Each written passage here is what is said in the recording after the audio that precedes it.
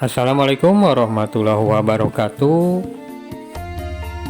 Sobat Yono Rukman dimanapun berada, ini saya berada di loket masuk wisata para layang Pantai Modangan, Desa Sumberoto, Kecamatan Donomulyo, Kabupaten Malang.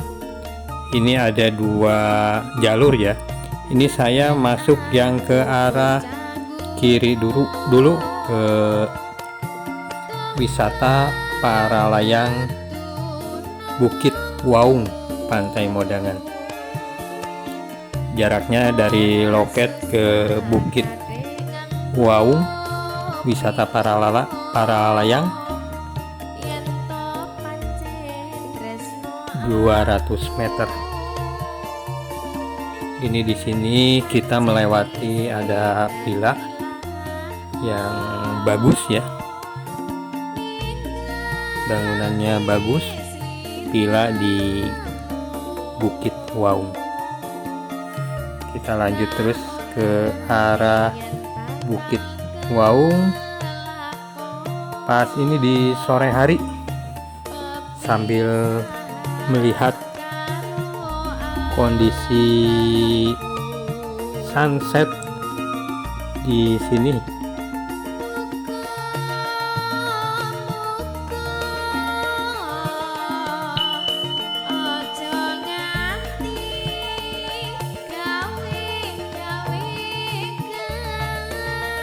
Nah, ini sudah mau masuk ke area Bukit Waung,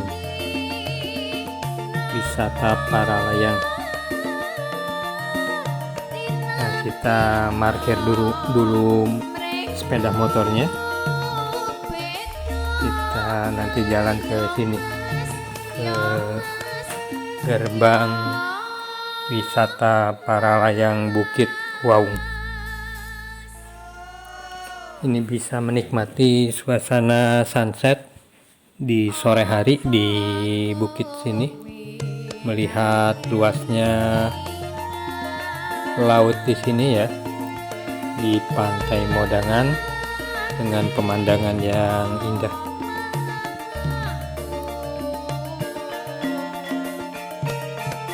Kita jalan ini, ada beberapa pengunjung juga yang lagi menikmati suasana di sini di wisata para layang Pantai Modangan.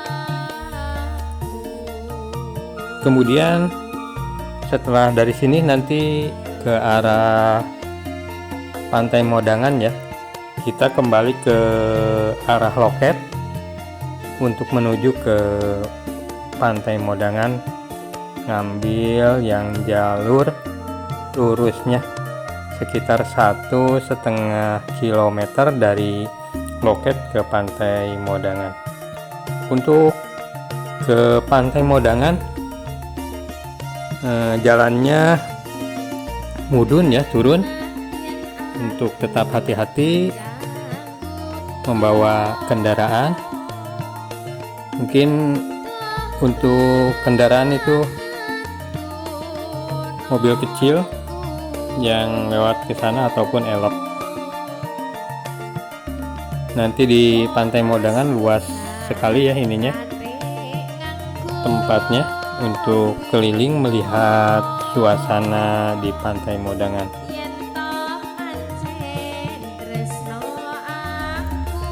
Jalannya sudah dicor, pas ke bawahnya saja ada yang belum dicor menuju ke pantainya. Untuk sobat yang mau berwisata ke sini bisa menyimak dulu perjalanan ini. Semoga memberikan informasi tentang keadaan dan kondisi di wisata para layang Pantai Modangan.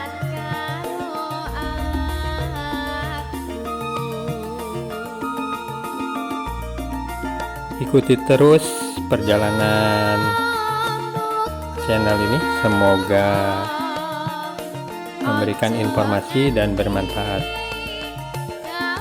Selamat menonton untuk sobat dimanapun berada. Wassalamualaikum warahmatullahi wabarakatuh.